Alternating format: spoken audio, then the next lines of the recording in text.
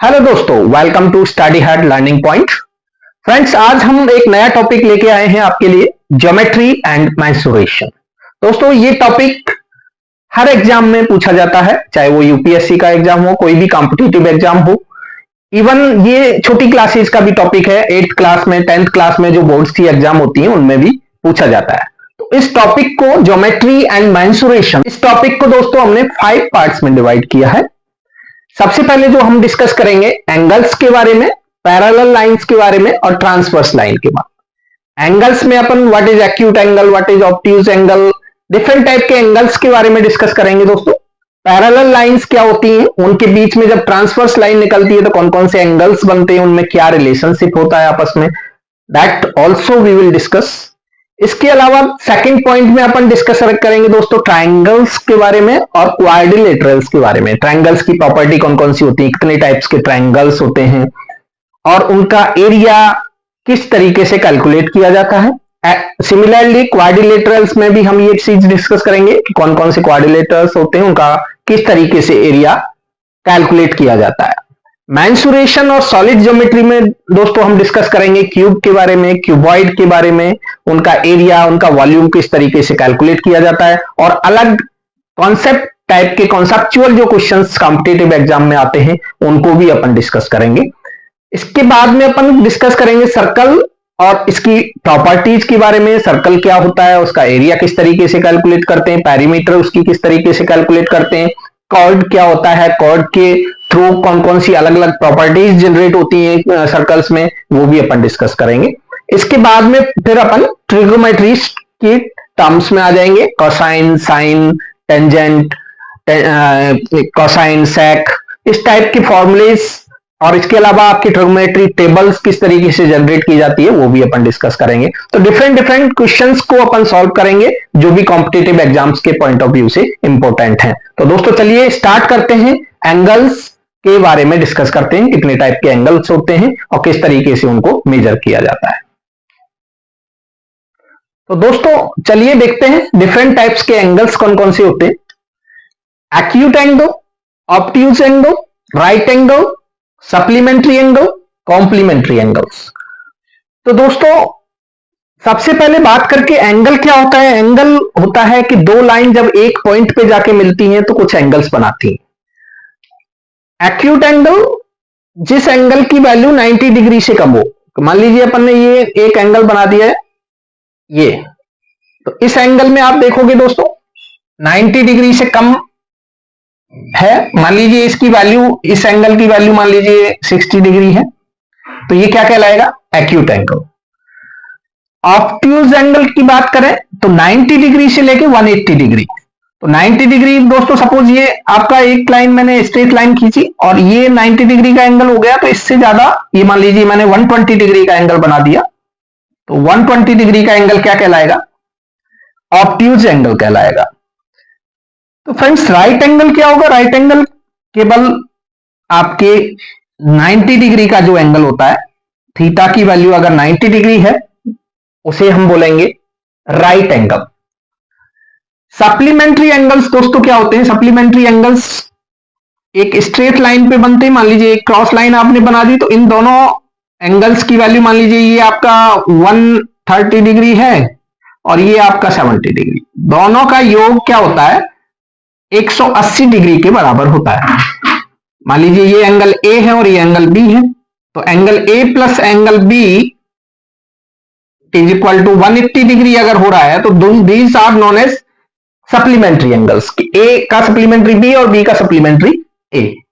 Complementary angle में क्या होगा, एक एंगल जैसे 90 डिग्री का एंगल है तो इसको दो पार्ट में डिवाइड कर दिया। मान लीजिए ये एंगल ए है और ये एंगल बी है, तो angle A plus angle B, दो एंगल्स का सम अगर 90 डिग्री के इक्विवेलेंट आता है, जैसे मान लीजिए ये 45 डिग्री है और ये 45 डिग्री है, ये भी हो सकता है कि ये 35 डिग्री है और ये आपका 55 डिग्री है, लेकिन दोनों का योग जो सम है वो क्या होना चाहिए, 90 डिग्री होना चाहिए। तो ये कॉम्प्लीमेंट्री एंगल है। इसमें बोलेंगे कि ए का कॉम्प्लीमेंट्री क्या है, बी, और बी का कॉम्प्लीमेंट्री क्या है, ए। तो इस तरीके से डिफरेंट टाइप्स के एंगल्स को आप समझ सकते हो। चलिए अब देखते हैं कि पैरेलल लाइंस क्या होती है और उनके बीच में एंगल्स किस तरीके से बनते हैं।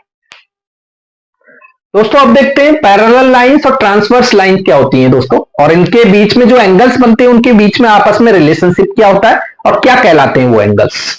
तो दोस्तों पैरेलल लाइंस क्या होती हैं, ऐसी दो लाइंस जो कंटिन्यू अपने बीच की डिस्टेंस को चेंज नहीं करती हैं, ना ही आपस में कोई इंटरसेक्ट करती हैं। जैसे मान लीजिए ये ए बी लाइन है, ये सीधी जा रही है, ए सी डी लाइन है, ये सीधी जा रही है, इनके बीच की डिस्टेंस कभी भी कम नहीं हो रही है, एक ही सेम डिस्टेंस से चलती जा रही है। जैसे आपने रेल की पटरियां देखी, वो क्या है, पैरेलल लाइंस। तो दोस्तों इन पैरेलल लाइंस को जो लाइन क्रॉस करते हुए जाती है उसे अपन ट्रांसवर्स लाइन कहते हैं। जैसे यहां पे एफ अगर मैं लिखूं आपको, तो ये लाइन क्या है, ट्रांसवर्स लाइन है, इसको बोलेंगे ट्रांसवर्सल, इसको बोलेंगे ट्रांसवर्सल।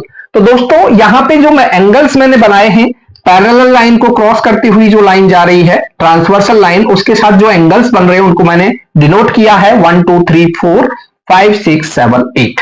इनमें आपस में क्या रिलेशनशिप होता है, क्या कहलाते हैं। तो दोस्तों आपको याद रखना है कि इस टाइप की जब सिचुएशंस आती है तो वहां पे तीन टाइप के एंगल्स, आपके तीन चार टाइप के एंगल्स बनते हैं, जैसे कॉरेस्पॉन्डिंग एंगल्स, अल्टरनेट एंगल्स और इंटीरियर एंगल्स। तो दोस्तों कॉरेस्पॉन्डिंग एंगल का मतलब होता है कि अगर मैं मान लीजिए 1 एंगल को ले रहा हूं तो इसके कॉरेस्पॉन्डिंग एंगल 5 रहेगा, सेम लोकेशन वाला।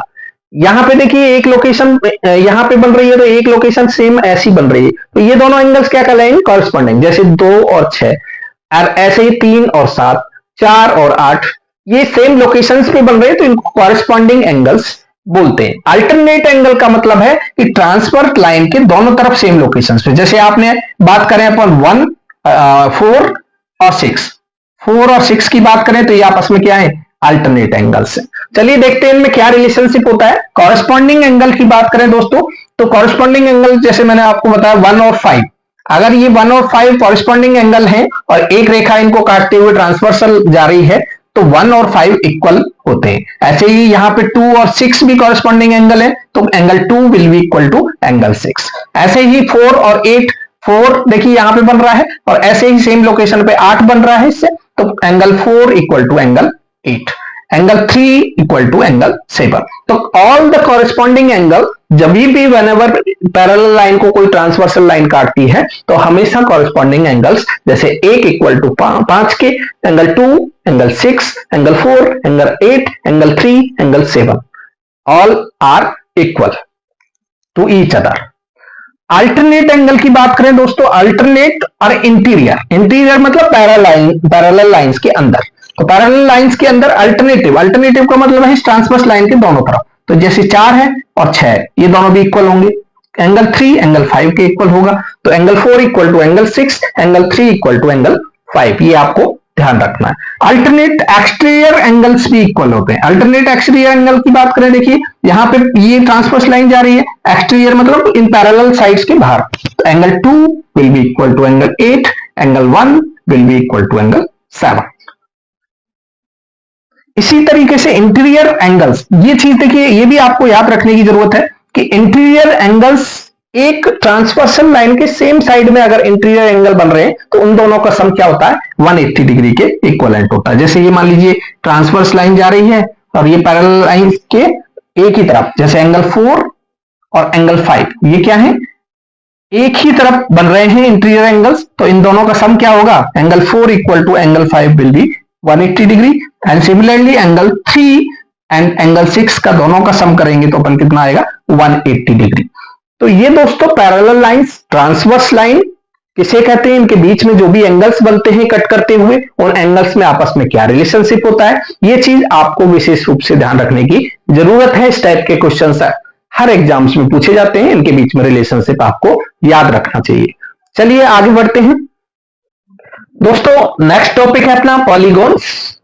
पॉलीगॉन्स क्या होते हैं दोस्तों, पॉलीगॉन क्या होता है एक्चुअली, पॉलीगॉन का मतलब है कि एक प्लेन फिगर 2D डायमेंशंस में बना हुआ एक plane figure, closed figure line segment के द्वारा बना हुआ है। जैसे मैं बात करूं ट्रायंगल, ट्रायंगल दोस्तों 3 सेगमेंट, 3 लाइन सेगमेंट से बन गया, ये ट्रायंगल बन गया, तो ये क्या है, पॉलीगॉन।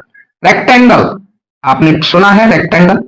स्क्वायर, स्क्वायर क्या है, पॉलीगॉन। तो polygon is a plane figure formed by a closed series of straight segments, तो पॉलीगॉन कहलाता है। पॉलीगॉन्स दो टाइप के होते हैं दोस्तों, रेगुलर पॉलीगॉन और इर्रेगुलर पॉलीगॉन। रेगुलर पॉलीगॉन क्या होता है? ऐसा पॉलीगॉन जिसकी सारी साइड्स और एंगल्स आपस में इक्वल होते हैं। जैसे मैंने एक फिगर बनाया है यहाँ पे, 6 लाइन सेगमेंट्स हैं इसमें, 1 2 3 4 5 और 6। तो दोस्तों ये क्या कहलाएगा? हेक्सागोन।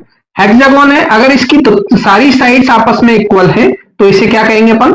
Regular polygon. और एंगल्स भी इक्वल है तो रेगुलर पॉलीगॉन। इसी तरीके से दोस्तों एक चीज आपको याद रखनी है, sum of all angles of polygon with n sides equal to n-2 multiplied by 180 degree. तो किसी भी पॉलीगॉन के सारे एंगल्स का सम पूछे आपको तो वो क्या होगा? n-2। अगर उसमें साइड, मान लीजिए ट्राइंगल ले लिया मैंने, तो ट्राइंगल के तीनों एंगल्स का सम कितना होता है आपको पता है दोस्तों? 180 डिग्री होता है, ये तो पता है। लेकिन इससे अगर फॉर्मूले से निकाले आप तो n इक्वल टू 3 रख दीजिए यहाँ पे, 3-2 मल्टीप्लाइड बाई 180, क्या हो गया? 180 डिग्री।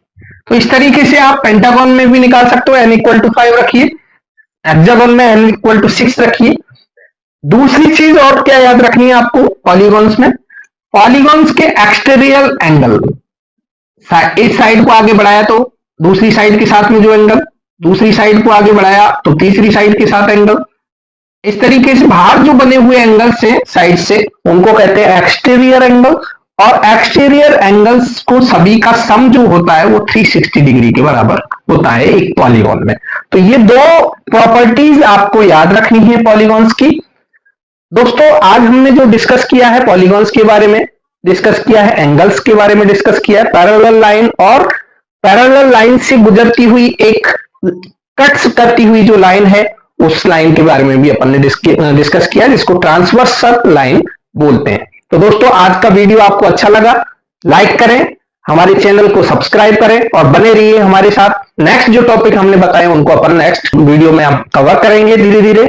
और अभी के लिए कुछ क्वेश्चंस आपको दिए जा रहे हैं, उनको सॉल्व कीजिए।